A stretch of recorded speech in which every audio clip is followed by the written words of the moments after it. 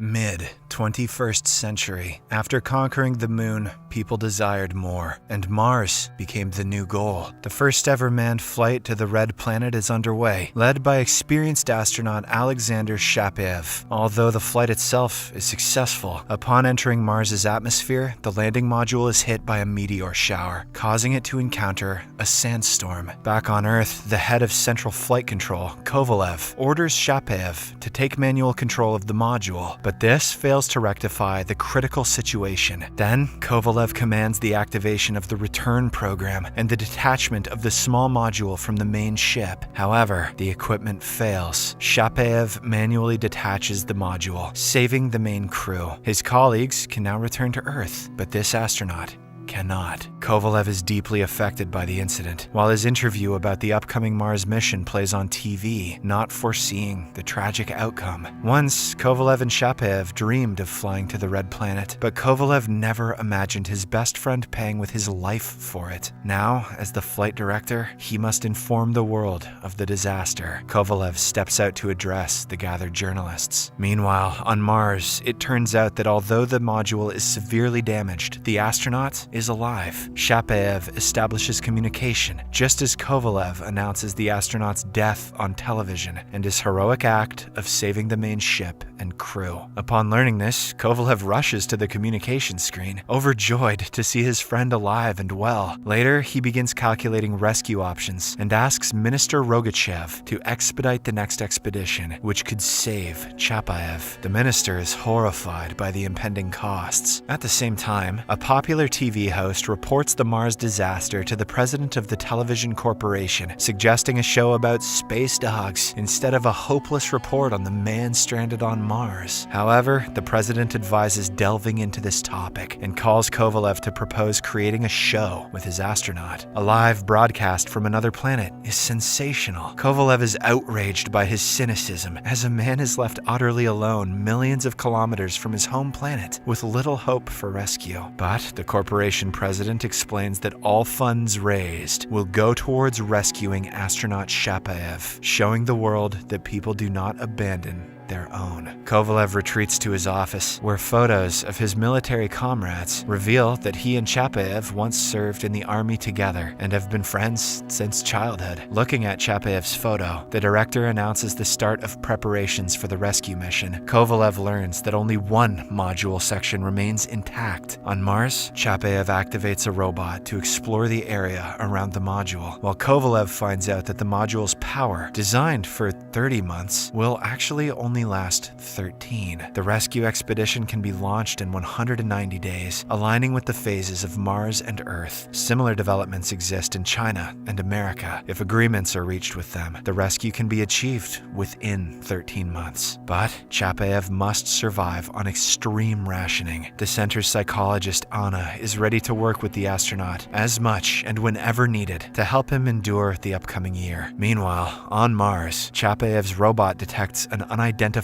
movement outside. Anna contacts the astronaut, as it's important to know his psychological state, but Shapaev assures her that everything is fine. After talking with Shapaev, the minister announces that the expedition was a success since the module is established on the surface. The astronaut is alive and agrees to participate in the reality show. At Central Flight Control, television crews start their activities. Kovalev's protests are dismissed by the television corporation president, reminding him that this is all for the astronaut's rescue. TV host Grisha advises Shapaev to simply listen to him for the show to succeed. And so, the show begins. The TV host introduces the world to the man cast to the edge of the universe, but Shapaev takes the floor and starts simply talking to people, sharing what he has learned about Mars. He does this with a great sense of humor, winning the love of the Earthlings. However, the man struggles with the loneliness on an alien planet. One day, he contacts Earth because he heard strange sounds, but the communication specialist Peter detects nothing unusual, and Shapaev disconnects. During this time on Earth, the TV host again urges the president of the television corporation to abandon the filming, but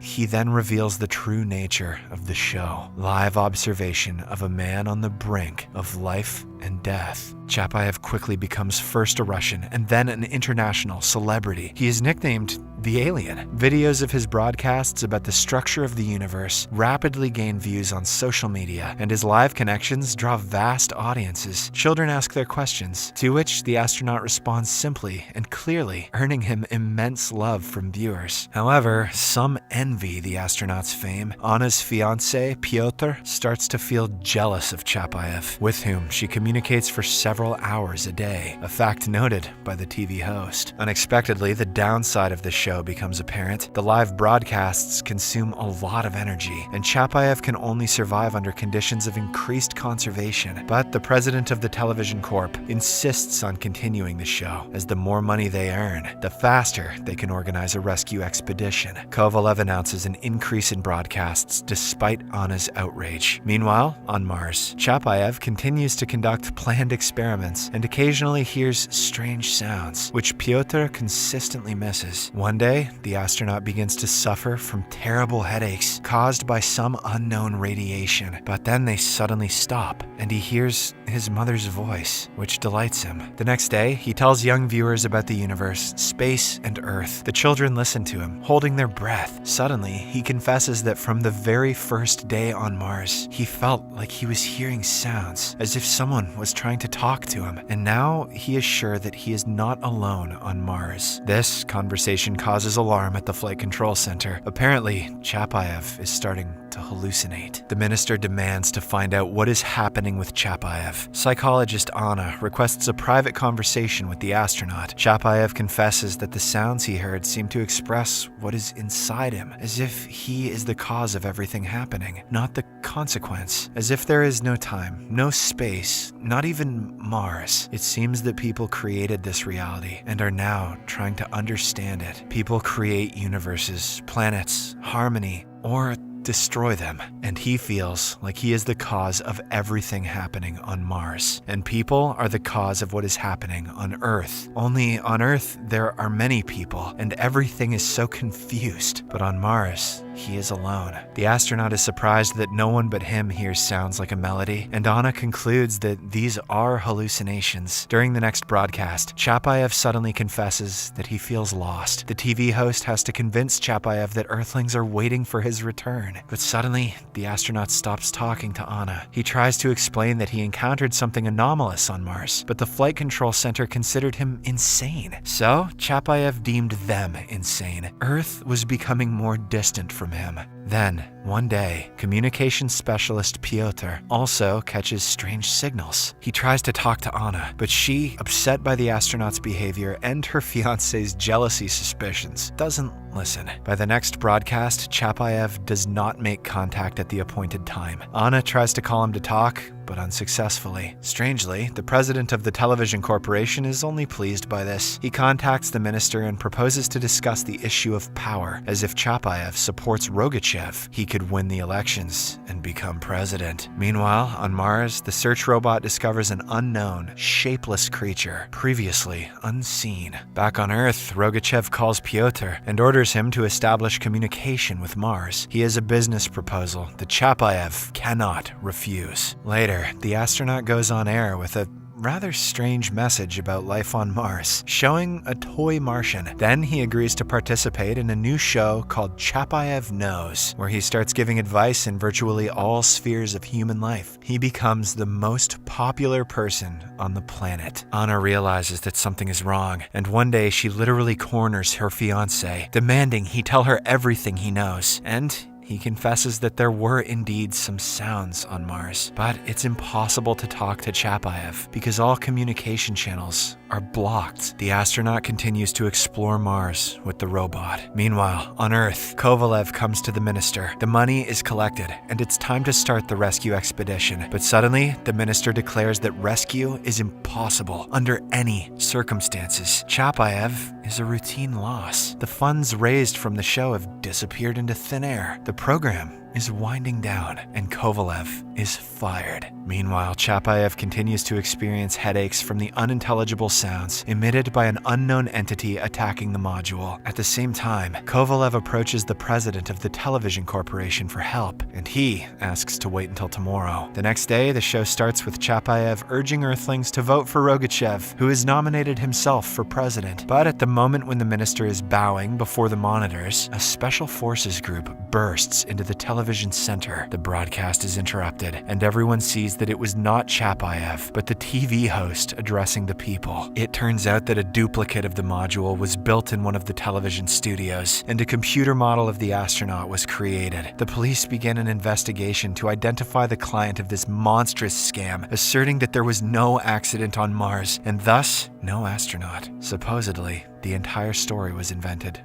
for the show. Kovalev is in despair. All hope has fallen. He won't be able to save his friend. Meanwhile, Rogachev is arrested. Kovalev breaks into the flight control center as TV reports the death of Chapayev. Kovalev fights with the special forces. A gunshot is heard. At this time, the president of the television corporation contemplates that Chapayev never existed. Never. But the astronaut does exist. A wounded Kovalev reaches the employees of the flight control center and contacts Chapayev on Mars. He apologizes for Earthlings who are only interested in money and power. Kovalev tells his friend that the government decided to tell the world that there was no module, no landing on Mars, and Chapayev died several months ago on Earth while on duty. It was all fiction for the show, but if he could give people a sign, then the connection is cut off. An emergency news broadcast airs. American satellites recorded an explosion on the surface of Mars in the Cupid's Plateau area. All experts affirm that it was the module of the International Martian Expedition, which is direct evidence that astronaut Chapayev was indeed on Mars. The astronaut, after the explosion of the module, goes into the deserts of Mars and talks about what the unknown Martian entity told him. Chapayev understood that humans inadvertently are the creators of the material universe. Each moment in time is an act of creation of the universe. Humans are creators who come and simultaneously create this material world to understand it. It's like the double slit experiment in quantum physics, a well-known experiment confirming the immaterial nature of our universe, where elementary particles become matter only when observed. Humans are the cause of all misfortunes and catastrophes in the universe, just as each person individually is the cause of everything happening in their own life on Earth. Therefore, only humans can change this life, the world, and the entire universe, if they can change themselves. Next, we see how Chapayev voluntarily dissolves and merges with the universe, from which each of us appears in this world.